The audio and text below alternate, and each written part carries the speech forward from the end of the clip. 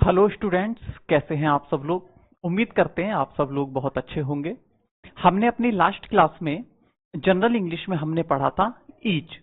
Each के बारे में मैंने आपको बताया था। ईच का अर्थ होता है प्रत्येक। दो या दो से अधिक व्यक्तियों या वस्तुओं के लिए अगर हमें प्रत्येक की बात करनी हो, और वो भी कैसे, जब हम वन बाय वन बात करते हैं, एक एक की बात करते हैं, तब हम ईच का प्रयोग करते हैं। और उसके विभिन्न प्रकार के यूज के बारे में मैंने आपको बताया था कि किस प्रकार से अगर ईच का यूज करते हैं तो किस प्रकार का सब्जेक्ट बनता है, और उसके बाद किस प्रकार का नाउन का यूज किया जाता है, और किस प्रकार से उसके साथ वर्ब का यूज किया जाता है। इन सब बातों पर मैंने चर्चा की थी। ठीक, आज हम पढ़ेंगे यूज ऑफ एवरी। ईच का अर्थ भी प्रत्येक होता है और एवरी का अर्थ भी प्रत्येक होता है, लेकिन दोनों में मैंने आपको डिफरेंस करके कुछ बताने का प्रयास किया था कि एवरी का अर्थ होता है प्रत्येक, लेकिन सब। प्रत्येक का मतलब, एवरी का मतलब था ऑल। मतलब एक, जब हम बहुत बड़ी संख्या में व्यक्ति या वस्तुओं की बात करते हैं और जब हम सबकी एक साथ बात करते हैं, तब हम एवरी का प्रयोग करते हैं। इसी के साथ में मैंने कुछ बातें और आपको बताई थी। मैंने कहा था कि दो या दो से अधिक के लिए अगर प्रत्येक की बात करेंगे तो हम ईच का प्रयोग करेंगे, लेकिन अगर हम दो की बात करेंगे तब हम एवरी का यूज नहीं कर सकते। यानी कि एवरी का यूज केवल हम तभी कर सकते हैं जब दो से अधिक व्यक्ति या वस्तु हो। लेकिन ये बात बहुत माइन्यूट है, ये बात बहुत माइन्यूट है कि दो के लिए हम एवरी का यूज नहीं करते हैं। ये तो बहुत सी बड़ी बड़ी बुक्स, जैसे ऑक्सफोर्ड यूनिवर्सिटी की बुक्स आती हैं या कैम्ब्रिज की बुक्स आती हैं, पियर्सन की बुक्स आती हैं, जैसे लॉन्गमैन डिक्शनरी ऑफ कॉन्टेम्पोरेरी इंग्लिश आती है, जेसी नेस्फील्ड की बुक्स आती हैं, कुछ करंट इंग्लिश यूजेस आती हैं, वहां से पढ़ने के बाद ये निष्कर्ष निकाला। लेकिन ये बात कॉम्पिटिटिव एग्जाम्स के लिए उतनी खास इंपॉर्टेंट नहीं है। यहां से एरर पूछे जाने की कोई खास संभावना नहीं होती, क्योंकि इतना माइन्यूट नहीं पूछता है। वास्तव में जो कॉम्पिटिटिव इंग्लिश का स्तर है, उन्होंने कहा है कि वो स्तर हाई स्कूल लेवल का होगा। हालांकि अगर नॉर्मली जमीनी स्तर पर अगर हम देखें तो वो स्तर हाई स्कूल में जो हम इंग्लिश पढ़ते हैं या मैथ पढ़ते हैं, इससे कॉम्पिटिटिव स्तर का इंग्लिश और मैथ जो होती है वो कहीं ऊपर होती है। लेकिन हालांकि जहां पर मैं बात कर रहा हूं कि ईच का और एवरी का यूज कैसे होता है, ये काफी बड़ी बात है, हमें इन पर ज्यादा ध्यान नहीं देना चाहिए। लेकिन फिर भी पढ़ाते हुए मेरा ये प्रयास रहेगा कि हर एक चीज आपको बता दी जाए। मान लीजिए कल को आप कोई एक अच्छी बुक पढ़ने लग जाते हैं, अगर वहां पर आपको ऐसा मिलता है कि दो से अधिक के लिए एवरी का यूज किया जाएगा, तो कहीं आपके मन में यह बात ना आ जाए कि सर ने तो ऐसा बताया नहीं था। इसलिए मैं छोटी छोटी बातें आपको लगभग बताता हुआ चलता हूं, और जो बात एग्जाम के पॉइंट ऑफ व्यू से इंपॉर्टेंट होती है वो सारी हमारी पीडीएफ में अवेलेबल होती है। जितने नोट्स हम बनाते हैं, जितने नोट्स हम आपको प्रोवाइड करवाते हैं, वही चीजें आपको कॉम्पिटिटिव दृष्टि से पढ़नी है। लेकिन हाँ, कुछ कुछ चीजें जब हम पढ़ते हैं तो उसके साथ में एडिशनल नॉलेज के आधार के लिए हमें कुछ चीजें एक्स्ट्रा में पढ़ लेनी चाहिए, कभी भी काम आ सकती हैं। या हो सकता है कभी कोई ऐसा एग्जामिनर हो जो थोड़ा सा एडवांस लेवल का क्वेश्चन सेट कर दे, तो वहां पर आप धोखा ना खाएं। आपको ऐसा ना लगे कि काश ये भी पढ़ लिया होता तो आज हम ये क्वेश्चन कर पाते, ऐसा आपको ना लगे। इसलिए मैं थोड़ा सा आपको बढ़ाकर पढ़ा देता हूं, ठीक है। तो अब हम आते हैं अपने एग्जाम ओरिएंटेड चीजों पर, देखते हैं यूज ऑफ एवरी। मैंने बताया कि एवरी का यूज दो से अधिक व्यक्तियों या वस्तुओं के लिए प्रत्येक के अर्थ में होता है। और कब? जब हम सबकी बात करते हैं, ऑल की बात करते हैं। देखिए, एवरी का प्रयोग दो से अधिक व्यक्तियों, दो से अधिक व्यक्तियों या वस्तुओं के लिए प्रत्येक के अर्थ में किया जाता है। किसके अर्थ में? प्रत्येक के अर्थ में किया जाता है। एवरी का प्रयोग दो व्यक्तियों या वस्तुओं के लिए नहीं किया जाता है। यह बिल्कुल क्लियर कट एक्सप्रेशन है कि एवरी का प्रयोग दो व्यक्तियों या वस्तुओं के लिए नहीं किया जाता है, ठीक है। लेकिन यह कब है? जब हम बहुत अच्छे लेवल पर पढ़ते हैं, जब हम बिल्कुल एग्जैक्ट और फॉर्मल इंग्लिश पढ़ते हैं, तब यही क्लियर होता है, यही बिल्कुल सही होता है, ठीक है। देखिए, देयर वर, देयर के बाद अगर हम वर्ब का प्रयोग करते हैं, वैसे यूज ऑफ देयर मैं आपको पढ़ाऊंगा इसी में, सब्जेक्ट वर्ब एग्रीमेंट में ही जब हम आगे बढ़ेंगे तो यूज ऑफ देयर आएगा। तब हम देखेंगे कि देयर के बाद जो वर्ब का प्रयोग होता है, देयर के बाद जो वर्ब का यूज होता है वो कैसे होता है? इसके बाद यूज किए गए नाउन के आधार पर। जैसे 5 स्टूडेंट्स। तो देयर के बाद जो वर्ब का यूज है वो किसके आधार पर है? इन 5 स्टूडेंट्स के आधार पर। वास्तव में सब्जेक्ट क्या है? सब्जेक्ट ये है, और इस सब्जेक्ट का इंट्रोडक्टरी सब्जेक्ट जो है वो देयर है। ठीक है, इंट्रोडक्टरी सब्जेक्ट का मतलब है जो उसके बारे में हमें इंफॉर्मेशन देता है। देयर वर 5 स्टूडेंट, यानी कि देयर वर का मतलब कहां, कौन से वाले? 5 स्टूडेंट्स के लिए देयर का प्रयोग किया गया है। ठीक है, तो इसलिए मेन सब्जेक्ट क्या हुआ? ये 5 स्टूडेंट, और 5 स्टूडेंट्स जो है प्लूरल है, इसीलिए इसके साथ में किसका प्रयोग किया गया? प्लूरल वर्ब का प्रयोग किया गया। ये एक एक्स्ट्रा नॉलेज है, एक्स्ट्रा तो नहीं है, लेकिन हम ये कहेंगे कि हमारा टॉपिक तो था एवरी, लेकिन हमने थोड़ा सा एक्सप्लेन करने का प्रयास किया। किसको?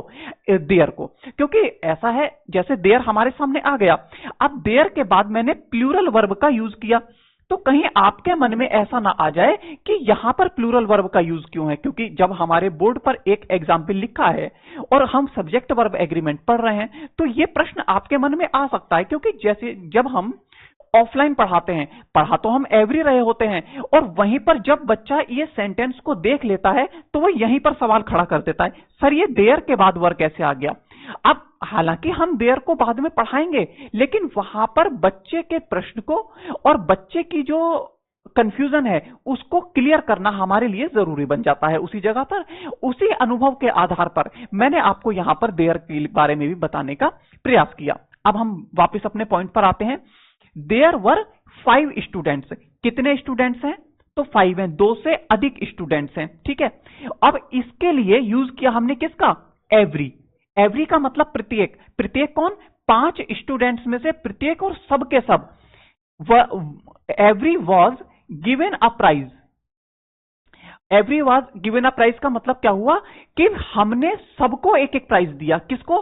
5 विद्यार्थी थे और 5 के 5 को प्राइज दिया गया, ये हमने बताने का प्रयास किया। तो 5 स्टूडेंट्स के लिए इसीलिए हमने एवरी का यूज किया। ठीक है, 2 से अधिक थे इसलिए हमने एवरी का यूज किया। यहां पर जरा प्राइज आ रहा है, 2 शब्द आते हैं कॉन्फ्यूजिबल वर्ड्स में। एक होता है प्राइज,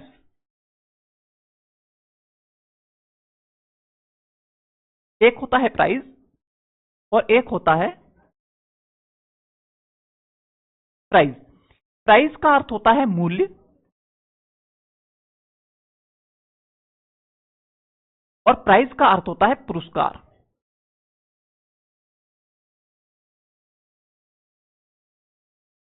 ठीक है, तो प्राइज और प्राइज अगर कहीं पर आपको दिख जाए सेंटेंस में, तो आप जब उसका अर्थ निकालें तो ये देख लें कि ये वाले प्राइज का प्रयोग होना है या प्राइज का प्रयोग होना है, यानी कि मूल्य का प्रयोग है वहां पर या पुरस्कार का प्रयोग है। इन्हें कहा जाता है कॉन्फ्यूजिबल वर्ड्स।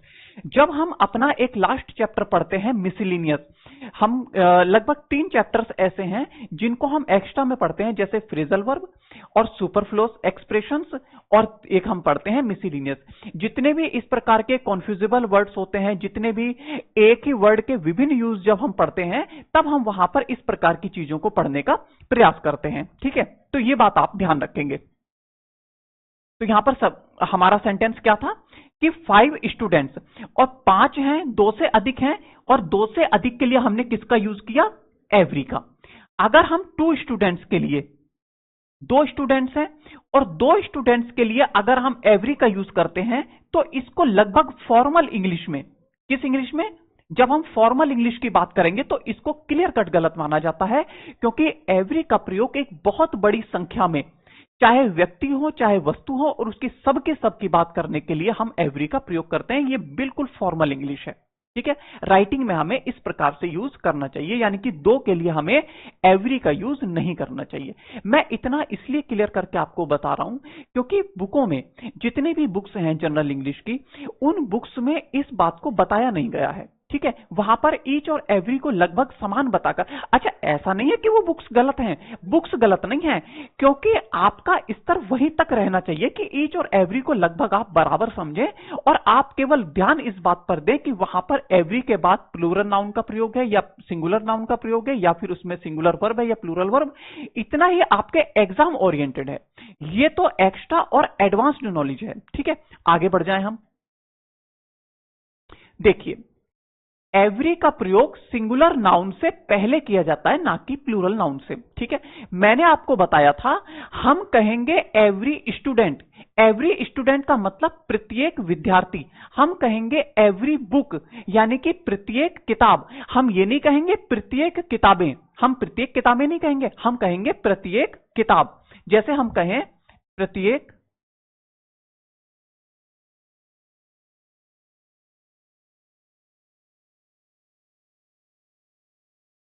किताब, तो ये सही है। लेकिन अगर हम कहें प्रत्येक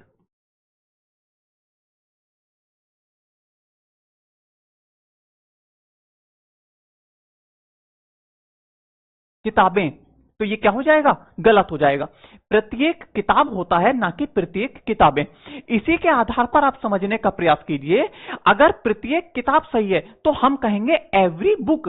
हम एवरी बुक्स अगर कह देंगे तो क्या हो जाएगा, गलत हो जाएगा। तो एवरी के बाद हमेशा सिंगुलर नाउन का प्रयोग किया जाता है, ना कि प्लूरल नाउन का। इतनी बात आप समझ लें। कभी भी आपको यह दिख जाए कि एवरी के बाद प्लूरल नाउन का डायरेक्टली प्रयोग किया गया है, तो वहां पर मिस्टेक है। तो एवरी स्टूडेंट, एवरी है, एवरी के बाद किसका प्रयोग है, स्टूडेंट का, और ये कैसा है, ये सिंगुलर है। ठीक है, अगर ये सिंगुलर है, पूरा सब्जेक्ट बनने वाला कैसा बनेगा, तो पूरा सब्जेक्ट भी सिंगुलर बनेगा। और इसके साथ हम सिंगुलर वर्ब का यूज करेंगे। Every student is laborious. Laborious का अर्थ होता है मेहनती। इन दिस क्लास, इस क्लास में प्रत्येक विद्यार्थी कैसा है, मेहनती है। ठीक है,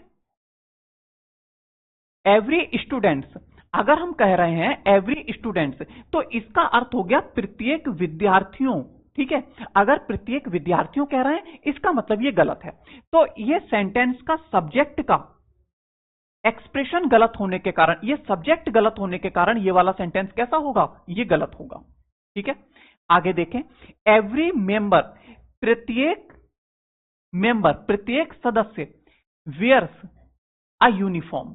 ठीक है, वेयर्स अ यूनिफॉर्म, प्रत्येक मेंबर क्या करता है, एक यूनिफॉर्म पहनता है। यूनिफॉर्म का मतलब होता है, यूनि का मतलब होता है एक जैसा, और फॉर्म का अर्थ होता है एक जैसी स्थिति। यूनिफॉर्म का अर्थ होता है जब बहुत से मेंबर्स हैं और वो एक जैसी ड्रेस पहनते हैं तो उनकी स्थिति कैसी लगती है, एक जैसी स्थिति लगती है, इसलिए हम यूनिफॉर्म का प्रयोग करते हैं। ये देखिए, जब हम वोकेबलरी को बहुत ही गहराई से पढ़ते हैं, वहां पर एक एक वर्ड जो बना हुआ है उसका एक कारण है कि वो क्यों बना हुआ है। ठीक है, तो लेकिन ये बातें यहाँ की नहीं है। जब लोग, कुछ बच्चे स्टूडेंट्स होते हैं, नेट जीआरएफ करते हैं, पीएचडी करते हैं, वहां पर वर्ड्स का एक्सप्लेनेशन पढ़ा जाता है, वहां पर यूजेस ऑफ वर्ड्स पढ़ते हैं इन मॉडर्न इंग्लिश। ठीक है, वर्ड फॉर्मेशन पढ़ते हैं, तब हम इन चीजों को पढ़ते हैं। यहां पर इन चीजों की जरूरत नहीं है। यहां पर हमें केवल इतना देखना है, एवरी मेंबर, एवरी के साथ सिंगुलर नाउन का प्रयोग किया गया, तो इसका अर्थ हुआ प्रत्येक सदस्य। लेकिन अगर एवरी के बाद हमने प्लूरल नाउन का यूज किया, तो इसका अर्थ हो गया प्रत्येक सदस्यों। और प्रत्येक सदस्यों जो है वो हिंदी गलत आ रही है, इसलिए एवरी के बाद सिंगुलर नाउन का प्रयोग है, तो ये सेंटेंस सही है। और यहां पर एवरी के साथ प्लूरल नाउन होने के कारण बना वो सब्जेक्ट गलत है, इसीलिए ये वाला सेंटेंस गलत होगा। राइट, इतनी बात आप समझ पाए होंगे। हम आगे बढ़ जाएं। देखिए, एवरी प्लस सिंगुलर नाउन, मैंने अभी अभी आपको बताया कि एवरी के बाद अगर नाउन का प्रयोग होगा तो नाउन का प्रयोग कैसा होगा, सिंगुलर नाउन का हम लोग प्रयोग करेंगे। इतनी बात मैंने आपको बताई थी। अब इसके साथ जब सिंगुलर वर्ब का प्रयोग किया तो पूरा सब्जेक्ट कैसा बना, सिंगुलर बना। एवरी स्टूडेंट का मतलब प्रत्येक विद्यार्थी। सब्जेक्ट कैसा बना, तो हम कहेंगे सब्जेक्ट जो बना वो सिंगुलर बना। ठीक है, तो इसके साथ सिंगुलर वर्ब का प्रयोग किया जाएगा जब सब्जेक्ट सिंगुलर बना, तो ये ठीक है। ठीक है, एवरी स्टूडेंट इज लेबोरियस। लेकिन अगर हमने एवरी स्टूडेंट, प्रत्येक विद्यार्थी, सब्जेक्ट तो सिंगुलर है, लेकिन इसके साथ वर्ब कैसी यूज कर दी हमने, प्लूरल। सिंगुलर सब्जेक्ट के साथ सिंगुलर वर्ब आनी चाहिए थी, प्लूरल वर्ब का प्रयोग करने के कारण ये कैसा हो गया, ये गलत हो गया। इतनी बात आप समझ पाए होंगे। ठीक है, आगे बढ़ जाते हैं। Every member, every member of this committee, मतलब इस कमेटी का प्रत्येक मेंबर। हमने किसकी बात करी, प्रत्येक मेंबर की, कमेटी के प्रत्येक मेंबर की। पूरा बनने वाला जो सब्जेक्ट हुआ वो कैसा हुआ, सिंगुलर, इसीलिए इसके साथ सिंगुलर वर्ब का प्रयोग किया गया। ये ठीक हो गया, लेकिन सब्जेक्ट बनने वाला हमारा सिंगुलर था, लेकिन हमने प्लूरल वर्ब का प्रयोग किया, इसीलिए ये गलत हो गया। ठीक है, इतनी बात आप समझ पाए होंगे। हम आगे बढ़ जाते हैं। देखिए, एवरी के बाद ऑफ का प्रयोग नहीं किया जाता है क्योंकि एवरी प्रोनाउन नहीं है। मैंने आपको एक चीज बताई थी, मैंने नन में, रिपीट करते हैं हम, नन। ठीक है, और एक मैं बताने जा रहा हूं अब, एवरी। यहां से गलती होने की संभावना काफी रहती है। देखो, नन के बाद कभी भी plus noun, none student, none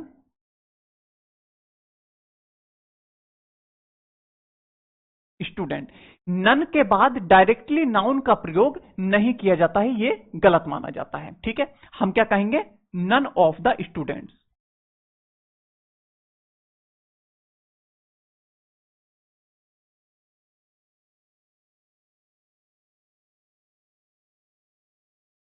ठीक है, आप समझ पाए, नन के बाद कभी भी डायरेक्टली नाउन का प्रयोग नहीं किया जाएगा। हम ये नहीं कहेंगे नन स्टूडेंट, हम कहेंगे नन ऑफ द स्टूडेंट्स। ठीक है, एवरी के बाद हम कहेंगे एवरी स्टूडेंट। ठीक है, एवरी के बाद डायरेक्टली हम नाउन का यूज कर देंगे, ये सही माना जाएगा। लेकिन अगर हम कहें एवरी ऑफ द स्टूडेंट,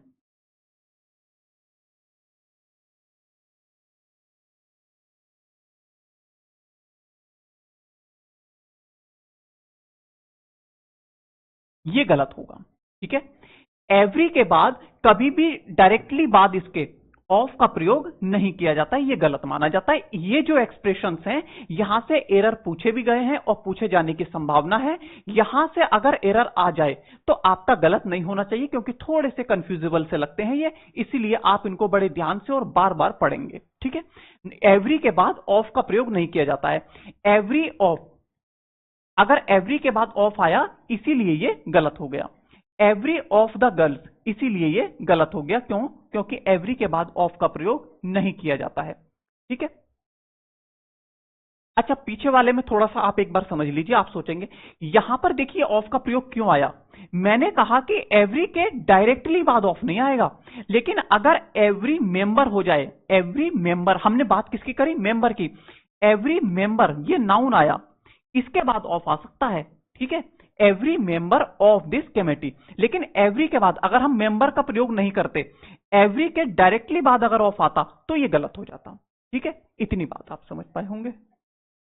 देखिए, ये जो मैंने बताया कि एवरी के बाद ऑफ का यूज नहीं किया जाता है, इसके लिए भी मैंने बहुत सी बुक्स पढ़ी, वहां से जो रेफरेंस मिला वो भी मैं आपको बताने का प्रयास करता हूं। देखिए, each can be used in some structures where every is impossible, मतलब ईच का प्रयोग किया जा सकता है जहां पर एवरी इम्पॉसिबल है।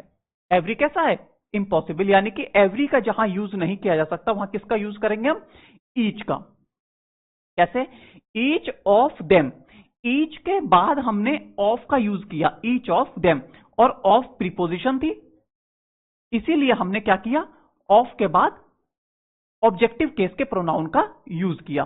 ठीक है, स्पोक फॉर 5 मिनट्स, लेकिन बट एवरी ऑफ, देखिए एवरी के बाद अगर हमने ऑफ का यूज कर दिया तो इसको हमने गलत बताया।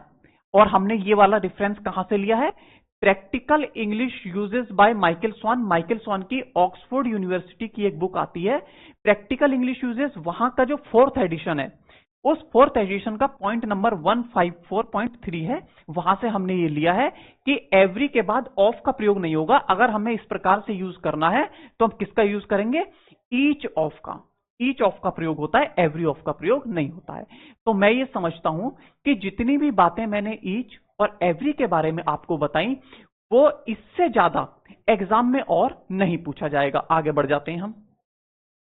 यहां पर देखिए, एवरीवन, एवरीबडी में कोई अंतर नहीं होता। अगर एवरीवन का प्रयोग करें या एवरीबडी का प्रयोग करें, इनमें कोई खासा अंतर नहीं होता है व्यक्ति के लिए, चाहे आप एवरीवन कह दीजिए चाहे आप एवरीबडी कह दीजिए, कोई अंतर नहीं है।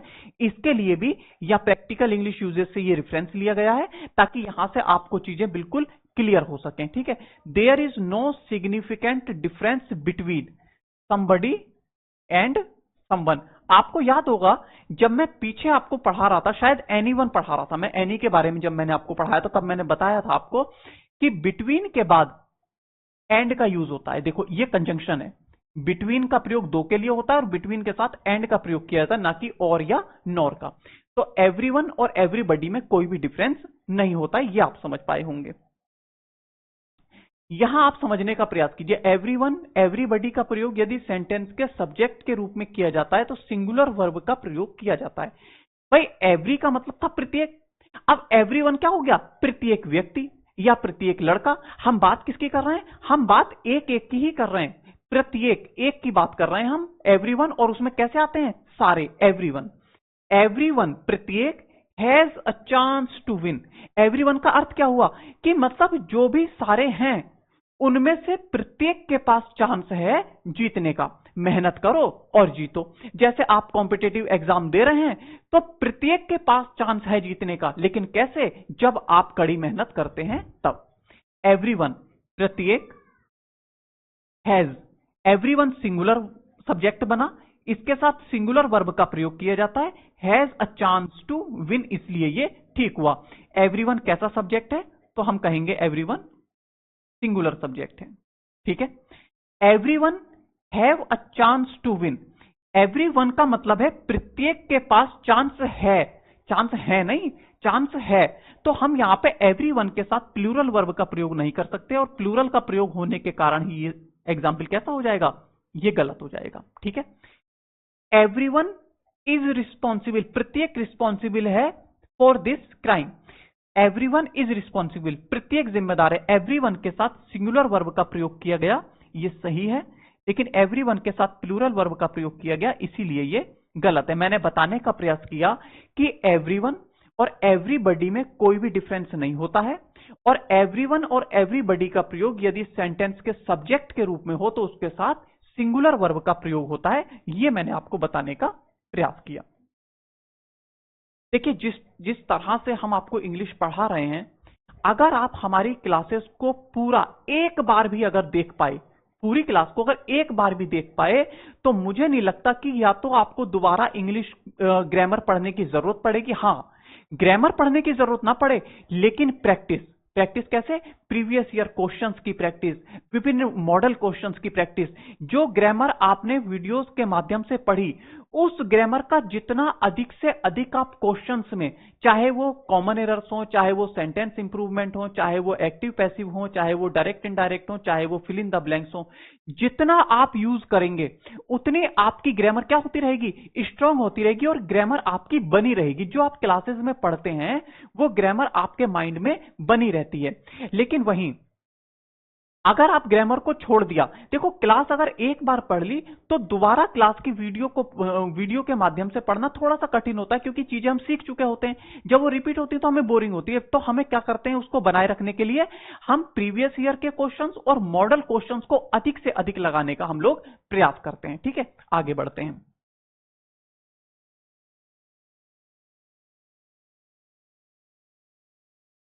ठीक है, देखो एवरीवन ऑफ के बाद प्लूरल नाउन या प्लूरल प्रोनाउन का प्रयोग किया जाता है, ना कि सिंगुलर नाउन या प्रोनाउन का। यहां पर आप एक बात समझने का प्रयास कीजिए, मैं आपको थोड़ा सा बताऊं, क्योंकि इसमें केवल स्पेस का अंतर है। देखिए एक हमने लिखा एवरीवन,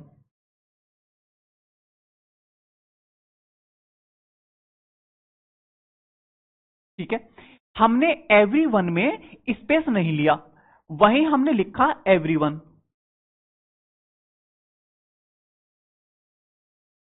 ठीक है। यहां पर देखिए दोनों में बहुत माइन्यूट अंतर है। ये जब हम फॉर्मल इंग्लिश का मतलब है जब हम राइटिंग वाली इंग्लिश लेते हैं और बिल्कुल फॉर्मल इंग्लिश लिखने का जब हम प्रयास करते हैं, बिल्कुल क्लियर इंग्लिश लिखने का प्रयास करते हैं, तब हम वहां पर पंक्चुएशंस पढ़ते हैं। उस पंक्चुएशंस में विभिन्न कोमा, विभिन्न फुल स्टॉप, विभिन्न कोलोन्स और वहां पर स्पेस, इन सब बातों का भी ध्यान रखा जाता है। उसी प्रकार से जब हम यहां पर यूज करते करते हैं तो यहां पर ये जो स्पेस है, देखिए यहां पर स्पेस मैंने नहीं लिया है, यहां पर मैंने स्पेस लिया है। जब हम पीएचडी करते हैं, जब हम नेट जेआरएफ की इंग्लिश पढ़ते हैं, तब इन बातों का बहुत ध्यान रखा जाता है। इन स्पेस पर, इन पंक्चुएशन पर ग्रामर डिपेंड करती है। कैसे डिपेंड करती है जरा देखिए। ये एवरीवन है, मैंने आपको बताया कि एवरी के बाद ऑफ का प्रयोग नहीं किया जाता है। मैंने ये बात आपको बताई थी, ठीक है। इसी प्रकार से एवरीवन अगर है, अगर इसमें स्पेस नहीं है तो हम इसके बाद ऑफ का प्रयोग नहीं कर सकते, ठीक है। एवरीवन के बाद अगर इसमें स्पेस नहीं है तो हम ऑफ का प्रयोग अगर करेंगे तो ये गलत माना जाएगा। ये बहुत एडवांस्ड लेवल की ग्रामर है। अगर इसमें स्पेस है तब हम ऑफ का प्रयोग कर सकते हैं, ठीक है। क्यों कर सकते हैं? क्योंकि एवरी के बाद जो ये वन का प्रयोग है, ये कैसे करके प्रयोग है? ये उसी तरह से प्रयोग है जैसे मैंने आपको कहा था एवरी मेंबर। मैंने आपको कहा था ना एवरी मेंबर। जैसे देखिए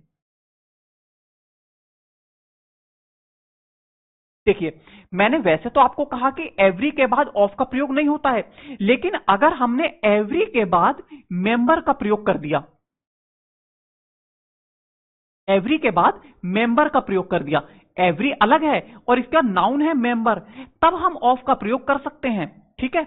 लेकिन यहां पर आप देखिए, अब इसके बाद एवरी के बाद हमने वन का प्रयोग किया। ये वन जो है ये नाउन का कार्य कर रहा है,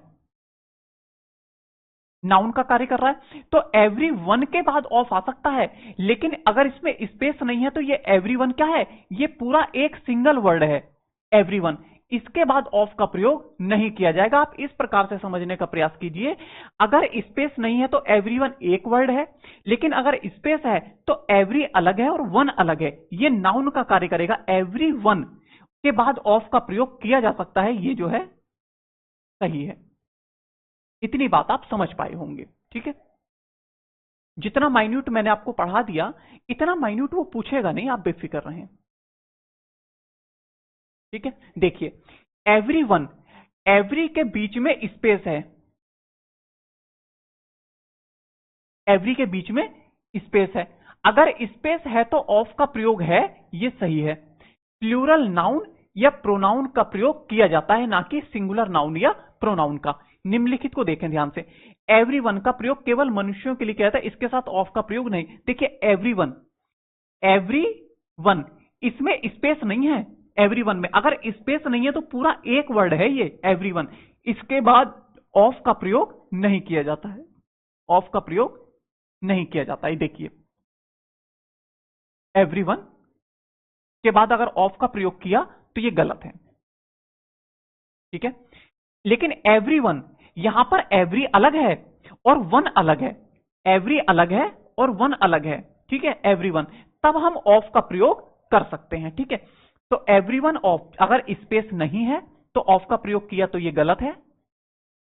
अगर एवरी और वन में स्पेस है तो एवरी अलग है, वन अलग है, ऑफ का प्रयोग किया जा सकता है, इसलिए ये सही है। इतनी बात आप समझ पाए होंगे। देखो कॉम्पिटेटिव स्तर से तो ये बहुत एडवांस्ड ग्रामर है, लेकिन फिर भी मैंने आपको बताया कि अगर हम कोई भी पॉइंट पढ़ रहे हैं तो लगभग हम प्रयास करें कि कोई ऐसा पॉइंट छूट ना जाए, ताकि कभी आप बुक पढ़ें, कोई भी एडवांस बुक पढ़ें, कोई भी जनरल इंग्लिश की बुक पढ़ें, तो आपको ऐसा ना लगे कि ये चीज हमने पढ़ी नहीं थी। अगर हमने एक चीज किसी टीचर से सुन रखी है और फिर हम अगर बुक को पढ़ते हैं, तो हमारे बुक को पढ़ने को आसान बनाता है, ठीक है। देखिए एवरीवन, एवरी अलग है, वन अलग है, ठीक है। इसके बीच में स्पेस है, इसके बाद में ऑफ का प्रयोग किया, इसका मतलब ये सही है। इसका मतलब यहां तक तो सेंटेंस सही है। एवरीवन ऑफ हिज रिकॉर्ड्स, उसके रिकॉर्ड में जो प्रत्येक व्यक्ति है, उसके रिकॉर्ड में जो प्रत्येक व्यक्ति है, हैज बीन सक्सेसफुल, वो हो चुका है, सक्सेसफुल हो चुका है। जितने भी उसके रिकॉर्ड में जितने भी व्यक्ति हैं वो सब सफल हो चुके हैं। लेकिन एवरीवन अगर एक वर्ड के रूप में है, कैसा है? अगर वन वर्ड, ठीक है, वन वर्ड, अगर वन वर्ड है तो ऑफ का प्रयोग है। यहीं पर एवरीवन ऑफ के कारण ये जो है यहां पर गलत हो गया। अब पूरा ही सेंटेंस ये गलत हो गया, क्योंकि इसका बना हुआ सब्जेक्ट ही गलत है, ठीक है। एवरी अलग है, वन अलग है, तो ऑफ का प्रयोग है, यहां तक सेंटेंस सही है। Everyone of his record, record नहीं, मैंने आपको क्या बताया कि एवरीवन ऑफ के बाद प्लूरल नाउन का किसका प्रयोग किया जाता है, हम प्लूरल नाउन का या प्लूरल प्रोनाउन का प्रयोग करते हैं। यहां पर किसका प्रयोग कर दिया, एवरीवन ऑफ हिज रिकॉर्ड, ये कैसा है, सिंगुलर, तो रिकॉर्ड में से एक नहीं होगा, रिकॉर्ड्स, क्या कहेंगे, एवरीवन ऑफ हिज रिकॉर्ड्स, उसके रिकॉर्ड्स में जितने भी हैं उसमें से एक, तो यहां पर एस आना चाहिए था, इसलिए ये गलत हो गया। रिकॉर्ड्स हैज बीन सक्सेसफुल, ठीक है। एवरीवन ऑफ माई फ्रेंड्स, मेरे मित्रों में से प्रत्येक, ठीक है, किसमें से, मित्रों में से, प्लूरल में से एवरीवन, प्रत्येक की बात करी, तब ये सही होगा, इज ऑनेस्ट, ठीक है। एवरीवन ऑफ माई फ्रेंड, मेरे फ्रेंड में से एक नहीं, अगर हम एक ही फ्रेंड की बात करते हैं तो हम डायरेक्ट कहेंगे माई फ्रेंड इज ऑनेस्ट, लेकिन हम कहना चाह रहे हैं मेरे दोस्तों में से प्रत्येक, तो हम क्या कहेंगे, एवरीवन ऑफ माई फ्रेंड्स, यहां पर क्या आएगा, यहां पर एस लगेगा, ठीक है, फ्रेंड्स आएगा। एवरीवन ऑफ के बाद हमेशा प्लूरल नाउन या प्लूरल प्रोनाउन का प्रयोग किया जाता है, इतनी बात आप समझ पाए होंगे। एवरीवन ऑफ के बाद प्लूरल नाउन का प्रयोग किया जाता है तो नाउन से पहले डिटरमिनर का प्रयोग अवश्य किया जाता है। डिटरमिनर, कोई ना कोई डिटरमिनर होना चाहिए, ये बात भी मैं कई पहले जितने भी मैंने यूज ऑफ वर्ड्स आपको पढ़ाए हैं उसमें सब में मैंने आपको बताने का प्रयास किया है। Everyone of the students, students से पहले हमने किसका प्रयोग किया, एक डिटरमिनर का, डिटरमिनर का प्रयोग किया, इसलिए यह सही है, ठीक है। बनने वाला सब्जेक्ट कैसा है, एवरीवन ऑफ द स्टूडेंट्स, इस नाउन से पहले डिटरमिनर का प्रयोग किया, सब्जेक्ट सही है। अच्छा, सब्जेक्ट बना कैसा, विद्यार्थियों में से प्रत्येक, सब्जेक्ट बना सिंगुलर, सब्जेक्ट कैसा बना, सिंगुलर। शुड वर्क हार्ड, यहां पर शुड का प्रयोग है तो सब्जेक्ट भले सिंगुलर हो या प्लूरल हो, मॉडल वर्ब तो शुड या मे कैन एक सेम ही रहती है, ये बदलती नहीं है। एवरीवन ऑफ द, विद्यार्थियों में से प्रत्येक को मेहनत करनी चाहिए खूब, वर्क हार्ड, कठिन परिश्रम करना चाहिए। एवरीवन ऑफ स्टूडेंट, ठीक है, यहां पर प्लूरल नाउन था, नाउन से पहले डिटरमिनर का यूज होना चाहिए था, डिटरमिनर का यूज ना होने के कारण ये जो बनने वाला सब्जेक्ट है ये कैसा हो जाएगा, ये गलत हो जाएगा, ठीक है। डिटरमिनर ना होने के कारण ये बनने वाला सब्जेक्ट गलत है, इसीलिए ये पूरा ही सेंटेंस गलत हो गया। एवरीवन ऑफ द चिल्ड्रन, बच्चों में से प्रत्येक, ठीक है, चिल्ड्रन नाउन है और नाउन से पहले डिटरमिनर का प्रयोग किया गया है, इसलिए ये सही है, और यहां पर डिटरमिनर का प्रयोग ना होने के कारण ये गलत है, ठीक है। इतनी बात आप समझ पाए होंगे। कोई भी ऐसी चीज, मैं सब्जेक्ट वर्ब एग्रीमेंट में सब्जेक्ट किस किस प्रकार से बन सकता है, किस किस प्रकार के एरर्स पूछे जा सकते हैं और सिंगुलर बनेगा, या मैं हर एक चीज को आपको पढ़ाने का प्रयास कर रहा हूं ताकि कोई भी चीज छूट ना जाए। आप वीडियो को देखते हैं तो कम से कम वीडियो को शेयर जरूर करें, ठीक है, अपने फ्रेंड्स के साथ शेयर जरूर करें। एवरीवन ऑफ के बाद यदि प्रोनाउन का प्रयोग किया जाता है तो प्रोनाउन ऑब्जेक्टिव केस में होगा, ये तो बहुत बार मैं आपको बता चुका। क्यों, अगर हमने एवरीवन के बाद ऑफ का प्रयोग किया तो ऑफ क्या है, ऑफ प्रीपोजिशन है, अगर ऑफ प्रीपोजिशन है तो प्रीपोजिशन के बाद ऑब्जेक्टिव केस के प्रोनाउन का प्रयोग किया जाता है, ना कि नॉमिनेटिव केस के प्रोनाउन का। एवरीवन ऑफ अस, हम में से प्रत्येक, कैन स्विम, हम में से प्रत्येक क्या कर सकता है, तैर सकता है। एवरीवन ऑफ वी नहीं, क्योंकि ये प्रीपोजिशन है, प्रीपोजिशन के बाद ऑब्जेक्टिव केस के प्रोनाउन का प्रयोग किया जाता है, ना कि नॉमिनेटिव केस के प्रोनाउन का, और नॉमिनेटिव केस के प्रोनाउन का प्रयोग होने के कारण ये क्या हो गया, गलत हो गया, ठीक है। एवरीवन ऑफ अस आना चाहिए था। एवरीवन ऑफ देम, ये ऑब्जेक्टिव केस के प्रोनाउन का प्रयोग है, ये सही होगा। अगर नॉमिनेटिव केस का प्रयोग किया गया तो ये गलत होगा, ठीक है। इतनी बात आप समझ पाए होंगे, आगे बढ़ जाएं।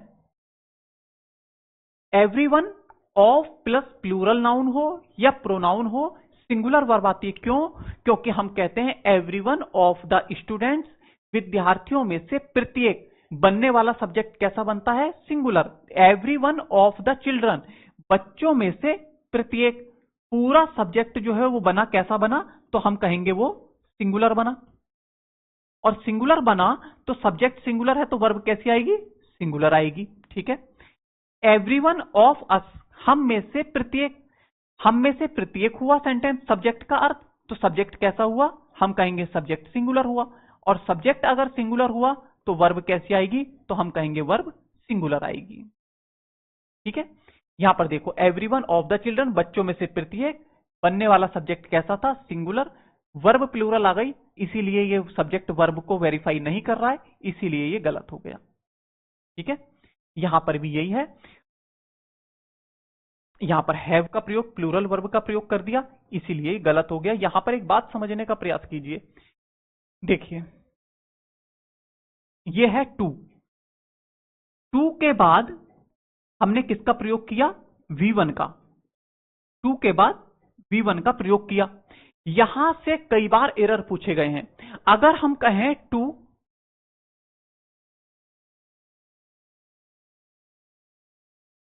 वर्कड, ये क्या है, ये या तो वर्ब की सेकंड फॉर्म है या वर्ब की थर्ड फॉर्म है। ठीक है, अगर हम कहें टू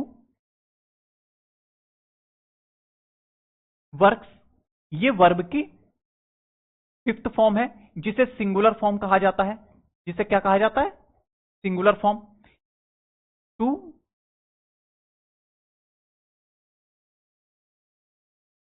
वर्किंग, जिसे वर्ब की फोर्थ फॉर्म कहा जाता है, या वर्ब की आईएनजी फॉर्म कहा जाता है, या इसी को क्या कहा जाता है, जीरंड कहा जाता है।